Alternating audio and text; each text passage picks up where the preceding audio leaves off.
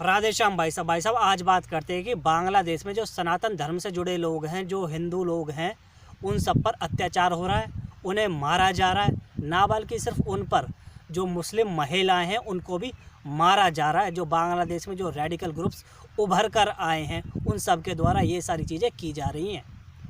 तो भाई साहब, अभी जो कल परसों की ही न्यूज़ है उसमें क्या हुआ है कि एक इस्कॉन के एक पुजारी थे, नाम था चिन्मय कृष्णा दास, जो स्पोक्स पर्सन है बांग्लादेश सम्मिलित सनातन जागरण जोत के।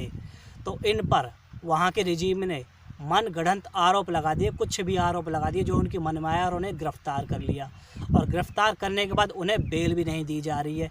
ये सारी चीज़ें हो रही हैं भाई साहब सनातन धर्म से जुड़े लोगों के साथ बांग्लादेश में।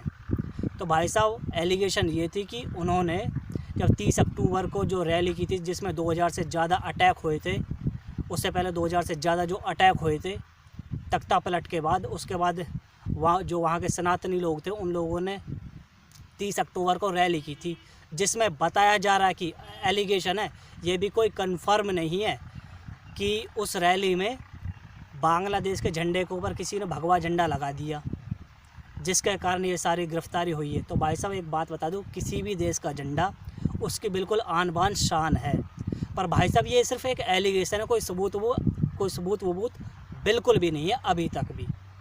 उसके बाद भी ये सारी चीज़ें हो रही हैं। अरे भाई साहब, ये तो बस उन्हें गिरफ्तार करने की एक साजिश थी।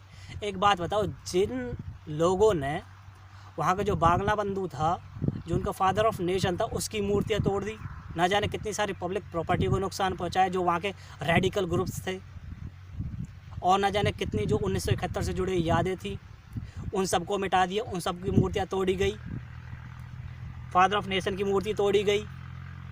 देखो, उन्हें गिरफ्तार नहीं किया गया, और तो और जो टेरर में जो सस्पेक्ट थे उनको भी बेल मिल गई थी। पर भाई साहब, जो ये इस्कॉन के पुजारी, इनको बेल नहीं मिल रही है भाई साहब।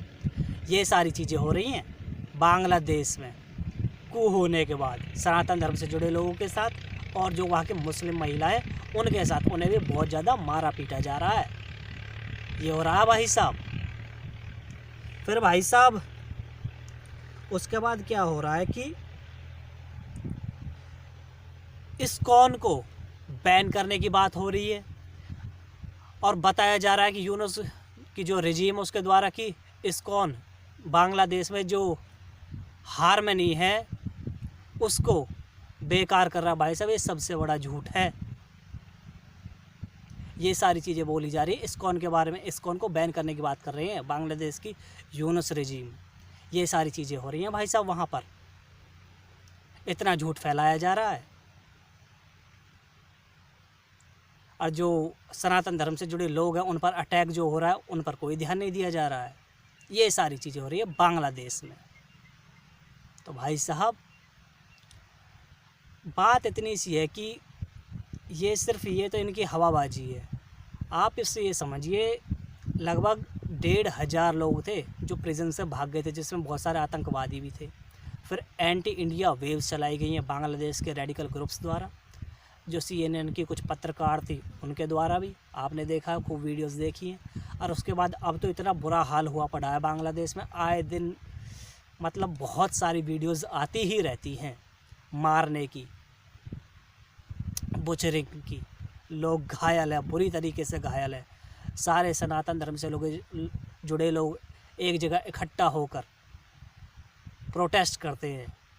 तो इतना बुरा हाल हो गया भाई साहब बांग्लादेश में। बांग्लादेश का पाकिस्तान 2.0 बनने की राह पर ये चल चुका है भाई साहब, जो इतना बुरा हाल हो गया। जय तिरंगा, जय भारत।